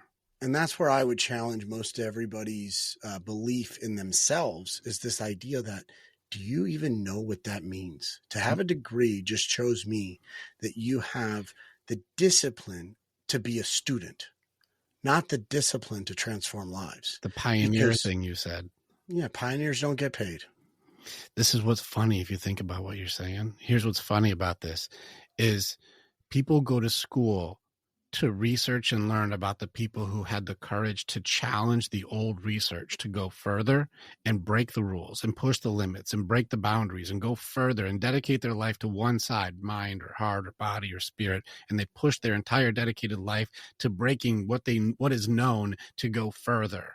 And these pioneers, these people who pushed the limits and were ostracized, made fun of, ridiculed, and put down because they're going against the general consensus, are now who you're reading the stories and reading the books on, and you have your degree in. I have my degree on how far Freud or Jung or Einstein or whoever, how far they went. I have my degree on that. And I'm like, that's funny that you would now argue against somebody who wants to push further than them. When you're like, you can't push further than them. I'm like, you're studying the people who did the opposite of what you're doing and saying those people are the heroes and you're the opposite of them. It's ironic that you're standing and saying that's as far as it can go because that's how far that person went, when that person was highly defiant on your own belief system. It's the same thing in the sports performance world, where if you look at the research of exercises that create an outcome or training that gives you this level of a response, I think the most important thing is who is that research done on? Because look at requirements of science. You create a hypothesis, and then you put it through, you put it through an experiment that has a rule set and guidelines that are not biased. Yet the subjects in the world of human performance or human psychology for that matter, but I'll just talk about an area that I dive into pretty deep, is human performance. The subject matters inside the project are normally the same subset of type of people, and those are not the people that are competing that we're going to be using the research for. For instance, if you want to get somebody faster and you're using research to do it, have you actually seen any research with the fastest people in the world? Give me, if you want, so let's say I need at least 10 people. Okay, let's take the 10 fastest people in the world. Or let's make it a requirement. In order for you to be in the research study, you need to run sub 1000. I do not know one research study in the world that has 10 subjects running sub 10 and that did a structured protocol based upon science and came out with an outcome that said, hey, this is what makes people faster. Do you know why? Because those 10 fastest people in the world are not trusting you to test on them. They're already being tested on every single day at the individual level. And that's why they're winning medals. They're doing something so different than everybody else. You may have a few thousand people that make it to the Olympics, but there's only 3 on a podium. The winning circle is very small. And that's the thing that most people don't understand about research. Research is done on people that are not actually applying the principles of the research. It's the same thing when it comes to depression or psychology or environmental change. A normal person that's doing a therapy session is sitting in a chair talking to somebody. That is not the environment in which they're acting or having the addiction or being stressed or depressed. Do you want to hear something audacious about that? Far away. I cracked depression and anxiety, and I have it all published, and I'm putting it out. I just did 30 case studies and helped people break depression in less than an hour to 5 hours. Severe depression, 10-year plus depression. I figured out the core pieces of depression. I'm about to publish it out this year and change lives. It's amazing. It stops suicide, and it stops anxiety medication. It stops antidepressants. It stops all these things. I figured out the core pieces. I've been doing case studies the last 3 months, and every single person is just snapping out. 10 years, apathy, don't want to leave the house, not okay. And as soon as I check their belief systems around certain areas with pain and shame, and I show them how to defeat it, it's just a small switch. As soon as you change it, it's like playing Jenga and pulling the bottom piece out and the whole thing falls. As soon as you take that one piece out, they break their depression. And I just did a whole class. I took 10 guys to show them, 10 guys. I said in less than 7 days, I got you guys out. Every guy was out. They went from level 10 depression down to like 2 when they feel like I feel much better now. Most of the guys were like, I was good by the second or third day. I would be really excited for the world to be able to see that, because how many people will it impact versus a study that person is in school learning and then not ever applying it. Mm-hmm. The work is done with the people that have the risk-taking DNA to try something that nobody else is doing. Yes. And this is why it's funny when people want to talk about their piece of paper, but not challenge the people who even they learned from. Every single person that came before you and me, we don't have to do the 20, 30, 60, 80 years of their life dedicated to that one thing. Now I can start there and then stand on their shoulders and go further and dedicate our life to go further because they went that far. And now I know where to go to get to that. Now I'm going to go further than them. And that challenging mindset that I know that you and I both have to go, let's go further than them. Let's stand on the shoulders of them. And now let's reach higher. And people are like, you can't reach higher. That's as high as it goes. And I said, you're not talking to a couple of chickens. You're not going to tell me how high the sky goes. I'm going to go higher. That's as high as that guy goes. So now I can know I can get there. Now let's take it higher. It can be faster. It can be stronger. It can be more effective. It can be more efficient. And this is why they need leaders like you or like me to go, you do know you can go faster than that, right? You do know there's a way it can be done. And they're like, no, it can't. It's impossible. What do you think when people tell you can't do it? It's impossible. It makes my life easier. Every time someone says something's impossible, I know that you've carved yourself out of the winning circle. Mm-hmm. So it makes it a lot easier. You remove competition when someone is not focused on you. So it's actually quite enjoyable as a coach. I look at that as a sense of great, one less person to actually deal with.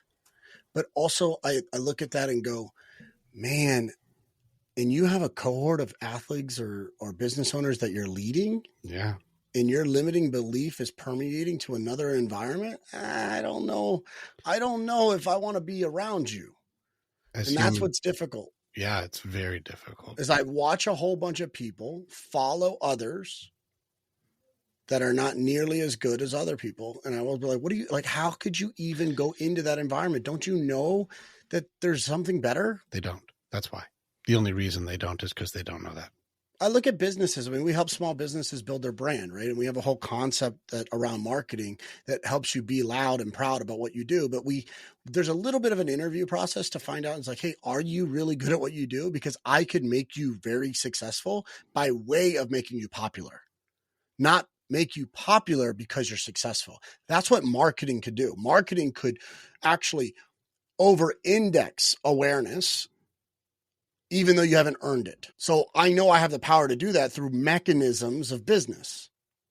And if we're taking a small business owner or we're taking somebody that is really good at what they do, normally they're not spending the time focused on the thing that's making them popular or well-known. So what happens is someone that's having like the intent to search. So they go on Google and they want to look something up. They're normally going to find the more popular solution, because that's at the top of the charts. No one's looking at the bottom of Google for like that must not have the credibility because it's the bottom of the list. But in actuality, it's the better solution for their actual problem, but they haven't spent the time on the business part. So one of the big issues that we run into is we could have a solution for everybody, but do we want to? Because then we're going to make people that aren't the best popular. And we know that people that are at the top are going to be able to pull out market share and take clients away from their competition. And oftentimes that's what's happening to you in business, is that somebody that's more focused on their brand and more focused on their business, not focused on their skill or their competency, is getting more credibility and getting more notoriety than you. Mm-hmm. And they're stealing customers away from you because I have a different they're getting market share. On that one piece, I have a different perspective on this. I have a men's organization. I work deep work psychology. I'll be very open. There is no competition for me. There is none. I don't have competition because if people are actually helping people, that's the business. And so like, it's really pulling people out of hell. There's people who steal my shit all day because I do deep work and write further than they'll go. And they steal my shit all the time. They don't say it the right way though. That's why Socrates hated when people take notes on his shit. He's like, you're just going to say it wrong anyways. But I'm like, go ahead. If you're helping somebody with it, I don't care. I have endless amounts of information here because I'm plugged into source. So I'm getting information anyways. You're not going to outright me on this. And so that's fine.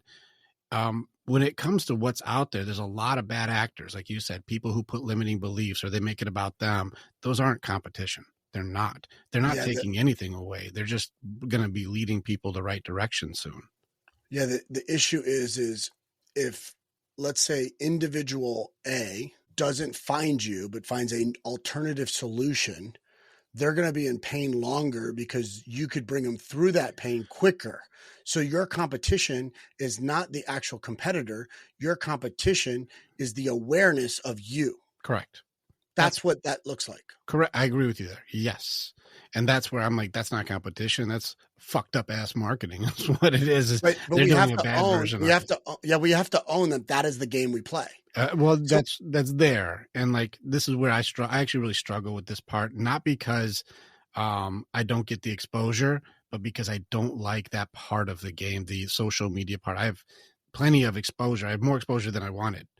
And I just I don't like the social media draw that comes from it. It's a taker. It doesn't have to be. There's two reasons that people don't post or be loud about what they do. It's fear or pride.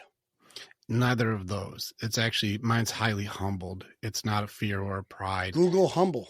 Yeah. Is it? Google the term humble. Yeah, I'm curious. Google the term humble and then tell me where that falls. Let's see what Google says humble is. That's I like doing this kind of stuff. Google humble. Let's see. Someone who is not proud, modest, and does not think they are better than others. It can also refer to something that is low in rank or quality. Humble means that it will make somebody less proud or arrogant, or to reduce their power or prestige. Definition of low man's view. I think that would be a challenge to how you view yourself. You said humble is a low man's view. Yeah, it's this idea.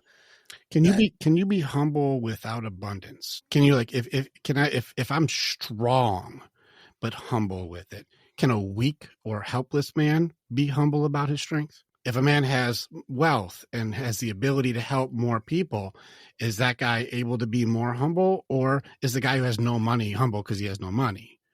Can you be humble without abundance? No, because you're not able to express it. It's just an inaccurate representation of what I think you have. So you have to have something worth having to be humble with, and you have to have abundance of something. I know my worth, I know my value, I know my purpose, and it's fucking terrifying how big this is going to have to go soon. It's not a fear of that, it's the drain and the draw that it's going to take to do it. That's like, it's kind of like, you called on this earth to do. I have to pull people out of hell on a daily basis. My calling is to go into the darkest place of your soul and help pull you out of that so you can connect not only to purpose, but to source. I will go into hell and pull people out of suicide, depression, rape, addiction, you name it. I go into the depth of the fucking darkness and pull you out by showing you the way out of hell. And there is a path out. There is a way to do it. How to beat through grief, how to go through growth, how to know thyself, how to be able to rewire your belief systems, how to beat shame. All of these things are very, very beatable and able to be done. People don't need therapy today. They need training today. And these things are skills that can be taught that mean you do not require dependency on me once you know them. You don't need drugs. You don't need management. You don't need coping. You need training. And once you know how to do this, then you can grieve when something comes up. And you know how to put your heart back together after it was broken. And you can connect and love deeply with people because you're not afraid of love anymore. And you know how to work through tough moments because you don't have to be afraid of something that doesn't exist. These are things that are all highly beatable. But people are being taught they need to talk about it and be empathized with. That must be hard, instead of going, you're missing that piece right there, and now plug it in and see if it works. Whenever I work with people who are going through severe things, after they know how to beat it, you don't have to see me every week. Yeah, it's a dependency that you're not creating. I think it's amazing. My question genuinely is, how lucky are the people that have found you versus the people that didn't know you even existed? They would say extremely lucky. I have an army of guys who are doing outreach right now because now it's time to go out there in the front. We didn't have the infrastructure to handle what needed to be done. I had to rebuild everything. So those people are super lucky, right? Like the people that met you versus the other alternatives, they got super lucky. Yeah. You know how deep and dark it could be for somebody that doesn't know that that's an option. Correct. Or that has been told that this is actually a disease that they have to live with, and that it's a label that will never be taken off of their chest. And it's a mindset and it's an environment that's ingrained to them, and it's like it's part of their past. Well, it's the way that your dad or your mom treated you. It's because of what happened to you in a previous part of your life. And you can't get out of that. You're just going to have to deal with it. And then here's how we're going to medicate, and here's how we're going to talk through it. And then this is the 10-step program that you're going to go through. And then we're all going to have a consistent relapsing ability. It's not a matter of, are you done with addiction? It's a matter of, have you relapsed again? And if people that have gone through that process because they didn't know you existed, have you not failed that opportunity to be bigger and well known, to be able to be recognized as someone who's saying, hey, there's a way out of this. And it doesn't need to be through me. It's actually the work that you need to do. but I need to give you the opportunity to see it so that you could reach your hand out and get some help. And I will be there, or I'll throw you a life raft. You just got to grab onto the rope. You're right. There's stages to this. And just like you said, if you start off in the pros, it'll fuck you up. And so that's what it was, is I had to grind from level 1 to level where I'm at right now. And I've had to fail forward in everything. You know what the worst thing that happened when I first started? I was highly successful. I got fucked up because I had so many people come in at once that I couldn't handle the influx. I couldn't be there. That's what happens when there's a service that is so different than what everyone thinks is out there.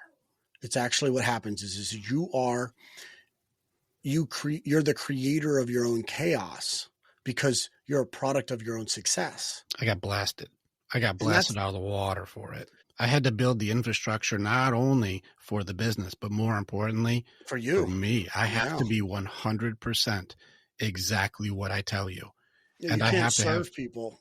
I cannot be fraudulent. I have to really live what I teach. I never teach anything I haven't done or anything I do. And if anything ever happens in my life that changes the circumstance of something that I teach to be not true, I will remove it. Because if I'm going to go out there with the audacity to say we need to change the entire system, I better be the real thing.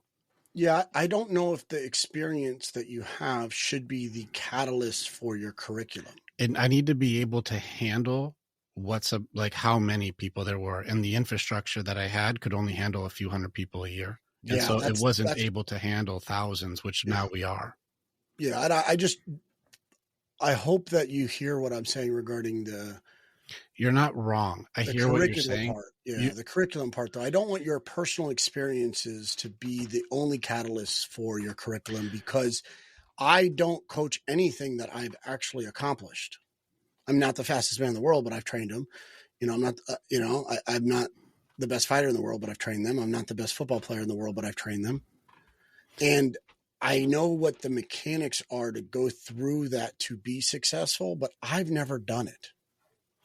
There's only a couple areas that I've gone in and done those fights with people, but never experienced. And it's usually through sexual trauma is the ones where that's the only ones I haven't lived those ones. They're expressed in other same patterns that you have awareness on, though. Correct. I know the system and method, and I'll go into hell with you to fight it. And so that's a different thing. The only reason I bring this up is I am actually very much agreeing with you. There is no disagreement. I actually agree. You are correct, but I had the success in that, and I wasn't able to manage the infrastructure of it, and that actually leaves people hanging more. And I can't get to everybody. I couldn't get to everybody. We see this a lot. Yeah, we see this a lot where businesses that are really good at, they care, people that care have one problem, which is they stop selling the minute that service diminishes. So if you are taking on more people and then your quality of product serving your population goes down, you sabotage the selling part of your business so that you could focus on the service. So it's really important because of your deep level of interest in serving the right way that you button up deliverability of whatever the product is. Then you go back to sell. Here's the one challenge that I would give anybody listen to this. You sell and then you serve, but you never stop seeding.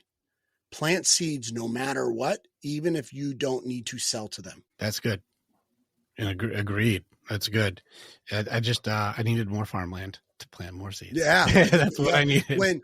When things are, the pot has to be big enough to hold everybody's dream. That's what I ran into is I had a shot glass and I'm like, we're going to need a bigger pot. And that's cool though. How exciting is that? Because what that tells you is that the roots of your work has grown into the sidewalls. Way past it, blew it up. So you're not wrong. And there's a lot of challenges with this too. And even this last one where you talked about the approval or the passion or trying to get somebody's or having somebody's desire and things, these elements have to be outgrown. These things had to be pushed out of my equation. This is why I was really glad that you were like, this is for the young men. Yeah. This is not for there's a maturity on these where I was like, this is good that you did that. I'm actually highly honored that you did that. Yeah. The difference is what you were presenting post that conversation is wisdom. That's different. what you're giving to young men is situational. So the current situation that they're in is focused on a demographic that's the part of their life right now. If they don't do that, they're missing the fundamentals. Yeah. But you're not going to be able to take that and grow with that. That is a gap. That is the bridge that is built during the stage that somebody's in to get from point A to point B. That is where they are. And the reason why this book was specifically focused on that demographic is because the depth of that work was specifically designated to a time in people's life. That's wise. It's very good for, I really am glad that you clarified it, because it also gives you so much room for the next book. Yeah. I wanted to make sure that it wasn't being negligent, because if it gets pushed out to people at all walks of life, that is very, very incomplete information. And incomplete information done with human performance at the psychology level is dangerous. Can be very dangerous, yes. So I would much prefer to designate the time in someone's life. And if you're in this place, if you are not happy with your athletic goals in the stage of life that you're in, 14 to 17, that's a sweet spot for you. Yes. And if it resonates with you at 35, we got some issues. You took a long time to man up. Yeah, that's a different conversation. So so a lot of people will be like, oh yeah, this was great. Thanks, man. What was fascinating is, do you know who thought it was great that are 35 and 45-year-olds? They thought it was great. They were thinking to themselves, and they were going back and go like, my God, the world right now needs this book, because I'm dealing with a bunch of kids, but they're adults and they're my friends. This is a great book because that's where they are. And the people that it connected with that are 35 and 45 are men that are like, this is actually great with the current audience that I'm living in. Because in the state of America right now, this is pretty rough. There's a maturity issue where guys have had an adolescent postponement where they're in their 20s still acting like they're 18. They're in their 30s acting like they're 22. And you're like, what's going on here, guys? A lot of failure to launch. A lot of guys who are like in their 30s still living at home. A lot of stuff that's like, whoa, what's going on here, guys? This used to be like you had your own family, your own world by now. What's going on? And I think that's a good point that you made, where like there's a big audience and the gap is getting, unfortunately, too big. As far as like, hey guys, you're not supposed to be 35 starting at the 17-year-old level. What just happened? You doubled your life here and you missed a whole window there. What happened? There's a good point there. And I think there's a bridge even between like where your book is and what I'm talking about now. Is makes it so like this is a very beautiful thing to see the connections for. Unfortunately, the people that may find themselves in your world have experienced not just the trauma, but they've also experienced other people trying to be the solution, that it failed for them. So if you think about that, is that the reason they find you after they went to 2 to 3 other routes, when people have quit on them, which is in essence the most interesting thing, because isn't that the thing that they went to those people for? Yes. That is funny. The irony. Yes. So it's unfortunately fascinating, because, you know, the human mind is very complex, but the people that are supporting the modern traumas that we're dealing with are very, very shallow in their work. You are your awareness is high. You are correct. And it needs to be challenged. I really do honor the challenging element of you. I appreciate it. And we need more. We need more in this world. We need people who do challenge things to go like, why? And how far have you gone? And what does that mean? And what did you do that for? We need people to be able to especially challenge the leaders. I would wonder how many times people reflect on a question, even just a normal day, and just say, is that true? They do not. They don't. The sad thing is, and Justin, this is the hardest thing. This is why the accountability you keep putting on the table is necessary in this world. Then I would probably say, if you look at the way society and people are today, if I had to put money down on this, the next highest thing that people do after breathing is probably lie. And it's mostly to themselves. It's mostly their identity. Like, how many guys you all right, dude? Like, I'm fine. But they are not fine. Like, there's so much introspection that is riddled and used as protection with deflection and deception and lies to make myself, okay, denial is a core piece of people's protection system.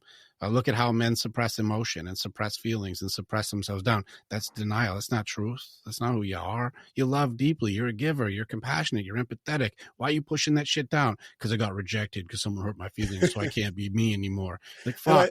I hate to laugh about it, but where the humor is isn't that the work though? That's the work. Like, isn't that Truth. the work? Truth. One of my business partners who I spend the most time with became one of my really good friends. He wasn't in the beginning, and he became one of my good friends because he challenges me on truth. He recognizes a lot of my flaws because he sees me more than most people. And he starts sentences and feedback with, feel free to jump in if this is incorrect. Feel free to correct me if I'm wrong. And it drives me batty. It drives me nuts because I'm like, don't say that. Have the confidence to come forth. But in reality, he has the confidence in his statement. What he's doing is he's creating a space as a leader that he is for somebody that doesn't want to feel, maybe they don't have that feeling of psychological safety to step up in a business environment that we're in because he's the leader in the organization saying, hey, I have permission to question this level of authority if it's incorrect. And he says, hey, correct me if I'm wrong. Hey, feel free to correct me if there's a better way. And then he goes and gives his thought and opinion on something. And it's creating an environment of psychological safety. Correct. Is what he's doing. Very smart. Where for me, I used to feel like, oh, come on, man, don't do that, Kane. Like, you know you're right. Why are you doing that? You're playing down. And then the longer I started to sit on it, the more I realized he's created an environment of psychological safety because I come from a place of pressure. So he becomes the yin and yang of our world and balances my demeanor because someone has to. Yes. And that's a very, very thoughtful and aware individual at the leadership level, is understanding that he has to change the pH of the water so that we all could operate at our best selves. It's a very cool thing that he's doing. And it's good to read. Like, even still, there's certain people where if you just start attacking, you're immediately going to hit defense or hit aggression or hit something that's going to control some control system that comes up. But I like that he's like, all right, correct me if I'm wrong here, which just gives you that room to go like, I want you to discover it. I don't want to tell you what it is, but I want you to challenge and discover, because then you figure it out instead of me just tell you the answer. And that's good leadership. That's cool of him to do that. Yeah, it's been fun to be in an environment where the partners and the people in the company are all trying to help everyone else in the company grow as leaders. Yes. Because the law of the lid is very real. The law of the lid is real. Like, if you put people in an environment that, just like you talked about, the chickens and eagles, like, you will suppress their development. And you need to have other people that say, hey, it's okay to have this feeling. Yeah. It's not okay to stay here, though. There's a method to the healing here. There's something you're meant to do that from learning from this. You're not supposed to be identified as the thing that fucked up. You're supposed to learn from it and then be the guy who teaches how to not fuck that up. That's cool. This has been great. Thank you so much. Yeah, you have fun? Yeah, I mean, conversations from the sky always come back with a way better perspective. So I appreciate it. Yeah, it's an honor, man. I really appreciate this. And it's cool, too, because I'm really glad that you came in cold, because I don't expect people to know who I am, but I really am honoring you in a way that even when I say I see my next thing and you're like, go higher, go faster, push that, do this. And this is something that I hope you guys are taking notes that when eagles talk to each other, they go, you can do it. Hey, here's how I believe in you enough to say, try it this way or go higher here or push this. And it's something that it's cool if you watch the back and forth. It's like, yes, you can do. Hey, that goes higher. You got this stuff. You can do it. Oh, did you see that this goes here? And like, when you look at how people who believe in each other or believe in themselves enough to keep building others up, that this is something the world needs more of. Not criticism, not blame, not shame. Take the accountability and then build the people up around you. And that's something that I can see just you and I talking with each other. It's like very obvious. Like, well, that's what these guys do. When you're around these guys, you can't help but feel like you could do better because they believe in you that much. Yeah, everyone has their weapons and you have to choose it, which is really cool. I'm a big sword guy, so I appreciate the blade, but Oh this yeah, was a really cool, this is one of my good gifts. I got to bring that with it for the meeting, right? that thing's awesome. It's solid steel too, which is crazy. It's heavy. It's What is crap. that? 45, 50 pounds? How much is that? I think it's about, I would say it's about 40. Jeez. It's not that quite much, which is good. And then there's like a loader on it too, where you could take it off and load it to where it's bigger, but no That is 40. crazy. Did somebody make that for you, or did you make? Yeah, that? it was a gift from a welder. He went to our mastermind in Vegas, like 2018, I believe. And he's built these for some amazing people, and he kind of customizes them. And he put my family crest on it, which is really cool. And Did you and he's name like, it? "Hey," You know, Mjolnir has his name, like for Thor. What's your hammer's name? I have not named it. Oh, you gotta name your hammer, man. That's Yeah. that's the family crest hammer. You gotta name your hammer. That's true. Yeah. I don't know. I haven't done that yet. A lot to learn still, which is fun. So it's been great. I appreciate you and I appreciate the work that you do. More importantly, I appreciate the depth in which you're willing to go, because when you find darkness, you're looking down and you're saying, hey, they think that there's light at the end of the tunnel. And oftentimes it's actually just the glare from the water of the hole that you're digging. And one of the best lessons my dad ever taught me, which is when you find yourself in a hole, stop digging. And for you, when you're in the depths of this, you actually figure out a better way to dig out. Yes, correct. So I appreciate that depth of work that you're doing. It's an honor, bro. Thank you so much, Justin. Is there anything that we can do for anybody who's listening to this that would serve you? Is there a program or a thing they can do to work with you, or something that you could do that's you're serving that you would like the audience to be able to say, hey, plug into Justin to do a thing that you're providing? Well, I appreciate the opportunity just to talk at this high of a level. If you are a small business owner or entrepreneur or executive and you want to build your brand, it comes down to kind of having that, AAA business, right? Attention, attraction, and accessibility. And we help small businesses do that at Sites at Scale, which is a business that we've built. And we're very proud of that. On the athletic side, if you're an executive and you want to have the lifestyle of coaching from the people that are in the corner of Olympians and pro athletes, then we, do your blood work and we train you. And we have some great people on board. But really what my passion right now is, because I think there's all stages in life, right? I believe that God put me on this earth to teach life lessons through sports. That was my first mountain. And then I learned that there's a higher purpose. It's like live your telos. What's that second mountain? And it's learning to be loud with the best people in the world. And I'm teaching the Olympic mindset to winning in business, because there's one biggest difference in sports and in business. And most people don't know what it is.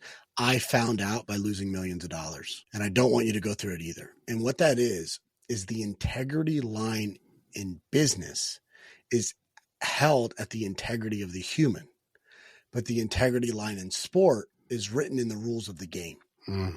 So the 3-point line is clear. The starting line for 100 meters is clear. The rings are clear. Once you step into it, the rules of the game are set, but the rules of the game in business are different. So if you cheat in the world of sport, yeah, there may be some embarrassment and shame, but people know about it. And then there's what it is. And if you cheat in the game of business, somebody's at the club with you at the country club, drinking a glass of bourbon and high-fiving you because you're better at getting the deal. And that is hard for me. I did not realize that one of the reasons why I was not winning the same way I've won in sport in business is because the integrity of line changes at the human level. So you better protect who you partner with. You better protect who you do business with. But you decide where the integrity line is, because the rules are ever changing. And as you build a high performance leadership environment, as you build a high performance team, you need to make sure that your team is prepared for other people to change the rules. And you better know who you are to say, I am not interested in going and operating below that line.